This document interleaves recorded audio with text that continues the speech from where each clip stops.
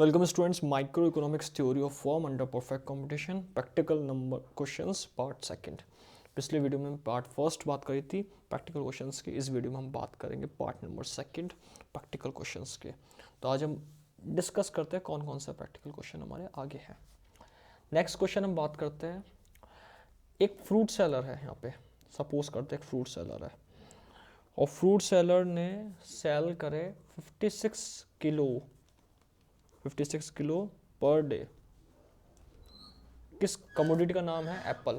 Per day, हाँ, of apples. और वो एप्पल सेल करता है 56 किलो 7 रुपीज़ पर केजी के हिसाब से, 7 रुपीज़ पर केजी के हिसाब से। अगर प्राइस यहाँ पे इंक्रीज होती है, when price increases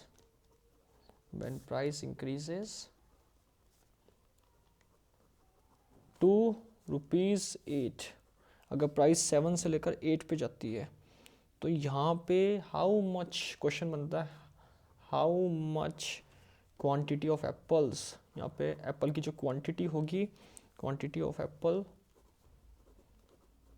apples will the seller sell when elasticity क्या रहेगी यहाँ पे, इलास्टिसिटी ऑफ सप्लाई जो रहेगी वो है यूनिटरी। अब यूनिटरी का मतलब पहले समझना पड़ेगा, फिर इस क्वेश्चन का हम सॉल्यूशन कर सकते हैं। सबसे इंपॉर्टेंट वर्ड है यूनिटरी। इस क्वेश्चन को वापस समझ लेते हैं। 56 केजी पर डे सेल कर रहा है 7 रुपीज़ पर केजी के साथ। अगर प्राइस इंक्रीज होती है ₹8 पर, तो यहाँ पे कितनी क्वांटिटी ऑफ एप्पल, कितने केजी एप्पल सेल करता है सेलर, जब इलास्टिसिटी ऑफ सप्लाई यूनिटरी रहेगी। हमने प्रीवियस वीडियोस में पढ़ा था कि यूनिटरी का मीनिंग क्या होता है, यानी कि इलास्टिसिटी इक्वल टू 1 रहेगी जहाँ पर। सो यूनिटरी का मतलब पहले हम सॉल्यूशन में देख लेते हैं। इलास्टिसिटी क्या है, यहाँ पे सॉल्यूशन करेंगे इसका। इलास्टिसिटी क्या है, यहाँ पे सप्लाई 1 दे रखी, गिवन है, कंडीशन गिवन है। गिवन क्या क्या है वो हम लिख लेते हैं यहाँ पे। गिवन हमें इलास्टिसिटी 1 है। सेकंड हमें इनिशियल प्राइस, इनिशियल क्वांटिटी यानी कि क्यू दे रखा है 56 और इनिशियल प्राइस दे रखी 7 और डेल्टा प्राइस कैसे निकालेंगे, P1 माइनस P0। P1 हमें दे रखा है 8, तो P1 माइनस P0 हो जाएगा 8 माइनस 7 यानी कि 1। तो डेल्टा प्राइस हमारी क्या हो गई, 1 हो गई। तो हम क्वेश्चन को समझने की कोशिश करेंगे। डेल्टा प्राइस 1 है, P1 दे रखा है 8, P दे रखा है 7, Q दे रखा है 56, लेकिन हमें Q1 नहीं पता। अगर हमें Q1 नहीं पता तो डेल्टा Q भी हमें नहीं पता, क्योंकि डेल्टा Q क्या होता है, Q1 माइनस Q और Q या Q0, और यहाँ पे Q1 को X ले लेते हैं, पता नहीं है, और Q0 हमें 56 दे रखी है, तो डेल्टा Q X माइनस 56 हो जाएगा। तो हम यहाँ पे हमने ये समझा कि इलास्टिसिटी ऑफ सप्लाई 1 दे रखी, क्वांटिटी 56 है, इनिशियल प्राइस 7 है, P1 8 है, डेल्टा प्राइस 1 है, चेंज Q1 नहीं पता, डेल्टा Q है X माइनस Q0, यानी कि हमने X इसको माना था तो इसको Q को X मानेंगे। तो फॉर्मूला पुट करते हैं सेम। इलास्टिसिटी ऑफ सप्लाई का स्टैंडर्ड फॉर्मूला हमने समझा था कि delta Q upon delta P into P upon Q, ये हमने यहाँ पे समझा था। Delta Q upon delta P into P upon Q। तो डेल्टा Q यहाँ पे कितना है हमारा, हमें डेल्टा Q पता नहीं है, लेकिन हमने X माइनस 56 ये निकाला है ऊपर। डेल्टा P कितना है, P1 माइनस P2 यानी कि 1, और यहाँ पे P कितना दे रखा है 7 इनिशियल प्राइस, और Q दे रखा है 56, और इसका आंसर है इक्वल किसके है, 1 के बराबर है। हम यहाँ समझने की कोशिश करेंगे, 1 के बराबर है। तो इसको अगर आगे हम सॉल्व करेंगे तो किस तरीके से कैलकुलेट होगा। अगर आगे हम सॉल्व करेंगे तो देखो ये 1 है तो इधर क्रॉस मल्टीप्लाई हो जाएगा ये, तो ये हो जाएगा x minus 56 multiply 7 is equal to 56, क्योंकि ये क्रॉस मल्टीप्लाई हो गया और 156 और ये क्रॉस मल्टीप्लाई हो जाएगा और ये इक्वल आ जाएगा। अब यहाँ पे हम क्या करेंगे, 7 की टेबल से 56 को कैंसिल कर देंगे। तो अगर 7 की टेबल से 56 कैंसिल होगा तो यहाँ पे बचेगा 8 7 जा 56, तो ये कैंसिल होके 8 बचेगा यहाँ पे। अब हम यहाँ पे सिंपल सा फॉर्मूला अपनाएंगे x की वैल्यू निकालने का। इधर इसको हम इधर ले आएंगे तो माइनस का होके प्लस का हो जाएगा, माइनस का 56 इधर आके प्लस का हो जाएगा, तो ये हो जाएगा 8 + 56 64। यहाँ पे x की वैल्यू आ रही है, यानी कि जो हमारी वैल्यू है वो कितनी आ रही है 64 यहाँ पे आ रही है, हमारी वैल्यू 64 आ रही है। तो बेसिकली हमने क्या सीखा कि यहाँ पे किस तरीके से अगर यूनिटरी दे रखा है तो हमें Q1 की वैल्यू निकालनी है। Q1 की वैल्यू हमने इस तरीके से 64 निकाली है। अब नेक्स्ट क्वेश्चन बहुत अच्छा दिया है यहाँ पे, total revenue rises from ₹50 to 100 when prices rises from ₹5 to ₹10 per unit, calculate price elasticity of supply. Question में हमें गिवन है टोटल रेवेन्यू, गिवन देखते हैं हम क्या गिवन है हमें। क्वेश्चन में हमें गिवन क्या है, टोटल रेवेन्यू गिवन है और प्राइस गिवन है, लेकिन क्वांटिटी गिवन नहीं है। टोटल रेवेन्यू कितना है यहाँ पे 50 है स्टार्टिंग में, और बाद में यहाँ पे टोटल रेवेन्यू 1 कितना है 100 है, 50 to 100। जब प्राइस कितनी थी 5 से यहाँ पे P1 हो गया 10, ये हमें गिवन है। तो हमें प्राइस इलास्टिसिटी ऑफ सप्लाई निकालना है, उसको निकालने के लिए हमें क्वांटिटी पता होना चाहिए, क्योंकि स्टैंडर्ड फॉर्म क्या है यहाँ पे, डिमांड किसकी यहाँ पे कि delta Q upon delta P into P upon Q, और डेल्टा Q हमें पता नहीं क्योंकि Q गिवन नहीं है दोनों ही, और P भी गिवन नहीं है, लेकिन P इनिशियल और फाइनल गिवन है, डेल्टा P गिवन नहीं है। तो हम इनिशियल और फाइनल में से डेल्टा P निकाल सकते हैं, P1 - P0, 10 - 5, यहाँ पे 5 आ जाएगा। सिंपल सी कहानी है आपकी। अब यहाँ पे क्वांटिटी कैसे निकाले, तो ये टोटल रेवेन्यू दिया है, इससे हम क्वांटिटी निकाल सकते हैं। किस तरीके से टोटल रेवेन्यू कैसे निकालते हैं हम, प्राइस मल्टीप्लाई क्वांटिटी। अगर टोटल रेवेन्यू 50 दे रखा है, P इनिशियल 5 है, तो क्वांटिटी यहाँ पे क्या होगी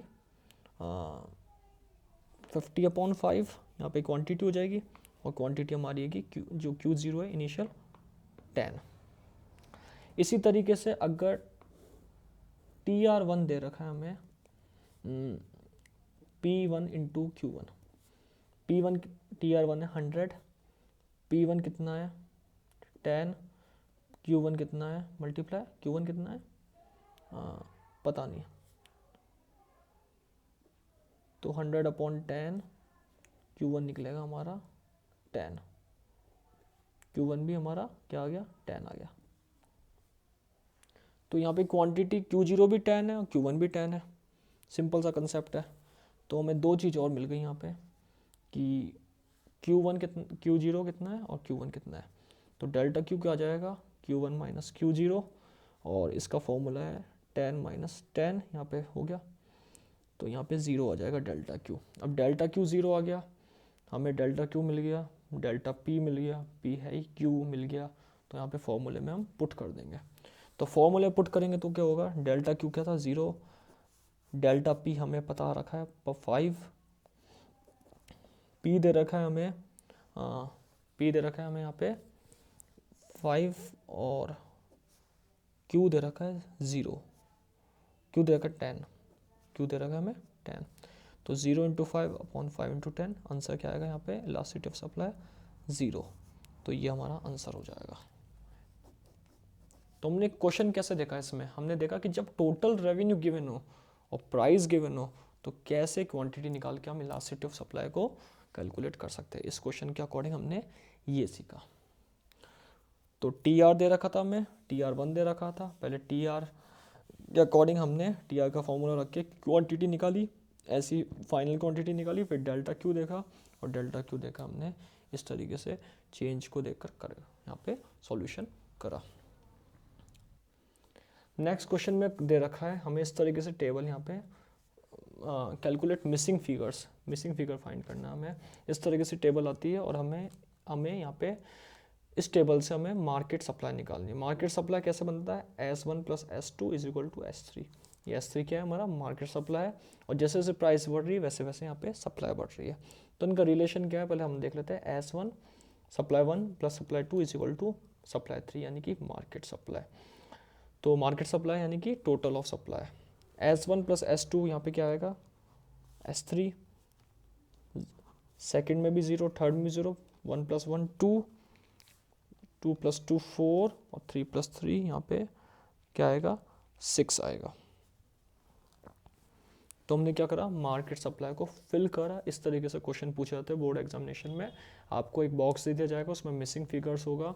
इस इक्वेशन को ध्यान रखना, सपोज अगर यहाँ पे मिसिंग फिगर है तो हम इसमें से ये लेस करके ये निकाल सकते हैं।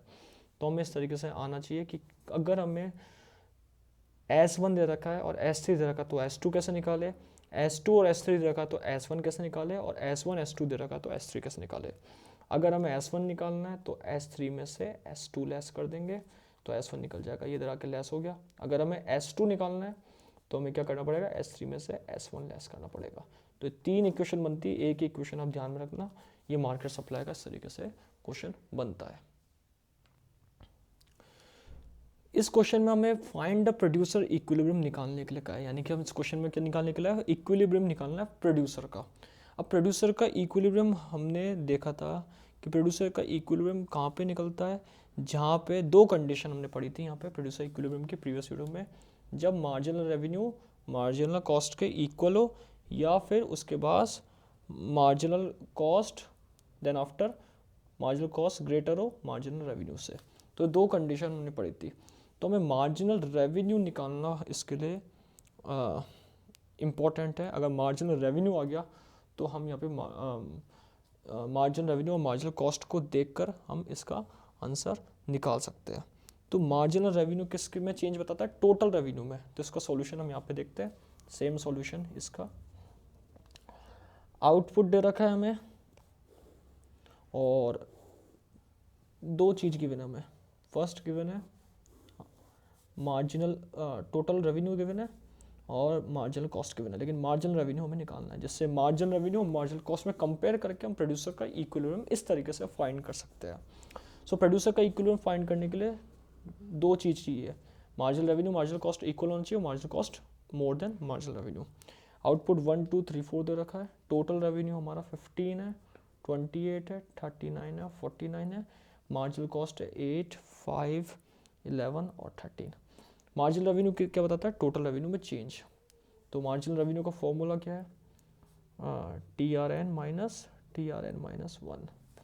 तो TR15 यानी कि TR1 माइनस TR1-1, ये हो जाएगा TR1 माइनस TR0। और ये TR1 कितना है हमारा 15 है और TR0 0, तो कितना चेंज आया फर्स्ट 15। इसी तरीके से हम सारे फॉर्मूले पुट करेंगे यहाँ पे। TR2 रखेंगे, फिर TR2-1 TR1, 28 माइनस 15 यहाँ पे आएगा 13, फिर TR3-1 TR2, 39 माइनस 28 11, TR यहाँ पे 4, TR4-4 3 1, 49 माइनस 39, तो ये 10 आ जाएगा। तो इस तरीके से हमने क्या निकाला, MR निकाला। अब यहाँ पे देखते हैं कि इक्विलिब्रियम कहाँ पे आ रहा है। फर्स्ट यहाँ पे इक्विलिब्रियम आ रहा है, MR और मार्जिनल कॉस्ट थर्ड यूनिट के पॉइंट पे इक्वल है, जब ये दोनों 11 पे है। तो प्रोड्यूसर इक्विलिब्रियम का गेट कर रहा है at output level 3 third unit पे, और सेकंड कब गेट कर रहा है यहाँ पे, जब यहाँ पे थर्ड से मार्जिनल कॉस्ट इंक्रीज हो रहा है। तो यहाँ पे इस पॉइंट पे भी क्या कर रहा है, इक्विलिब्रियम गेट कर रहा है। तो थर्ड और फोर्थ यूनिट पे प्रोड्यूसर इक्विलिब्रियम बनता है जब MR MC के इक्वल हो और जब MC मोर देन MR हो, तो उस केस में यहाँ पे प्रोड्यूसर इक्विलिब्रियम बनेगा। तो इस तरीके से हमने समझा, जब टोटल रेवेन्यू और मार्जिनल कॉस्ट गिवन हो, टोटल रेवेन्यू और मार्जिनल कॉस्ट गिवन हो, तो मार्जिनल रेवेन्यू निकाल के हम प्रोड्यूसर का इक्विलिब्रियम कहाँ पे सेटिस्फाई कर सकते हैं, कहाँ पे पता लगा सकते हैं कि प्रोड्यूसर का इस पॉइंट पे इक्विलिब्रियम दे रखा है। तो हमने बहुत से यहाँ पे क्वेश्चंस करे, मोस्टली क्वेश्चन करे जो प्रैक्टिकल क्वेश्चंस माने जाते हैं थ्योरी ऑफ फॉर्म के अंदर, और ये ज़्यादा क्वेश्चन है जो प्रैक्टिकल क्वेश्चन आने के चांसेस रहते हैं थ्योरी ऑफ फॉर्म से।